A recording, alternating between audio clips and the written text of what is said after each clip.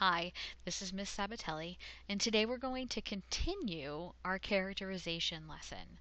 We've talked about direct characterization in our previous lesson, and today we're going to talk about indirect characterization. We're going to keep in mind that big essential question, does every conflict have a winner? You can probably predict that we're not quite ready to answer that question yet, but we can make some really great inferences as to what the answer might be. Let's start out by reviewing the two types of characterizations that authors use while writing. The two main types of characterization are direct characterization and indirect characterization.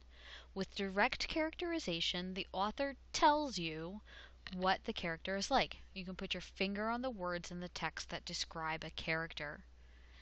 Indirect characterization that we're going to talk about today shows us what the character is like through the actions and speech and other elements in the story. Let's take a closer look today at indirect characterization. A lot of writers generally prefer, that means they mostly like to, use indirect characterization. Here we need to be a little bit of a detective in finding out what the characters are like. The author shows us instead of telling us. Let's take a deeper look at the clues that a writer will give us to find indirect forms of characterization. When an author uses indirect characterization, there are 5 main clues that they use. They are speech, thoughts and feelings, effects, actions, and looks. We're going to take a closer look at each one of those today. A character's speech are the words that they use. Within a text, an author will often use quotation marks to indicate that there's someone speaking. That's their speech. The character's speech is important because it gives us a little bit of insight or helps us understand what the characters are like in their personality. As I read this sentence below, I can put some tone that might reflect what he's feeling. Harry, show your talent, sparked the impatient instructor. Don't hold back this time. Here we see a karate instructor wanting the best out of his students. We can infer by reading his words that he really wants the student to push harder and try harder. A second clue that we're looking for when we're using indirect characterization is, what does the character think and feel? Here we have a young boy that's thinking, I thought I wouldn't like summer camp, but it's been a lot of fun. We can tell that he likes to try something new. He might have been a little shy at first, but now he's having a lot of fun at camp. So we can say that he has an adventurous or risk-taking type of personality just by learning his thoughts and feelings.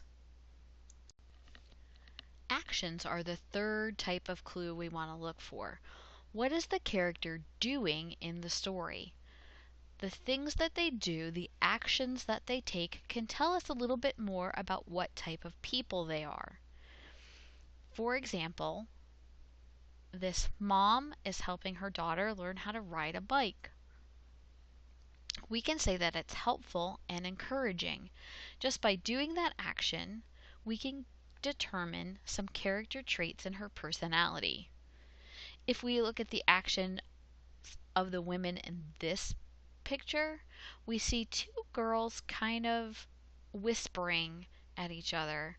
That action can maybe give us a clue that they might be mean or mocking someone else.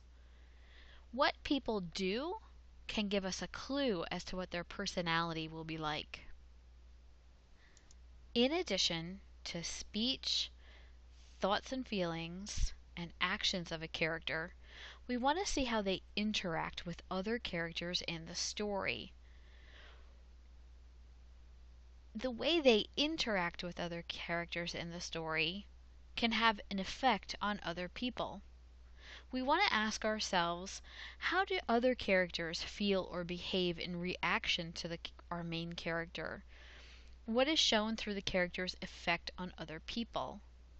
For example, her best friend ignored her and giggled with the new girl at school. This character's actions of ignoring her friend has affected the main character. The last thing we're going to look for are looks. By telling about the way a character looks, a writer can imply or suggest the character's personality. For example, the man seated in the parked limousine had short hair, piercing eyes, and a serious gaze. He was dressed neatly in a starched white shirt and striped tie. We can imply that this person is very serious. They take themselves seriously. They like to be neat and organized. Throughout this lesson, we've talked about 5 clues to look for when determining a character's personality. We want to look at their speech, their thoughts and feelings, the effects they have on other characters, their actions, and their looks or appearance. In this paragraph, there are 3 types of clues to look for. We'll read the paragraph together, and then I'll ask you to pause the video and answer questions 4 and 5. Let's read now. I'm tired of being bored, Mara thought. When I walk into a room, it's like no one sees me. No more. I'm going to get noticed at the dance. When the big night came, though, nothing went right. Mara's dress didn't fit correctly, and her shawl had a hole in it. Worst of all, as she walked into the gym, the heel broke on her right shoe, sending her sprawling across the floor. Stop the video now and answer questions 4 and 5. As we conclude today's lesson, we talked about 5 different indirect forms of characterization an author can use to tell us the personality of the characters in the story. When putting them all together, think the acronym STEAL, S-T-E-A-L, speech, thoughts, effects, actions, and looks.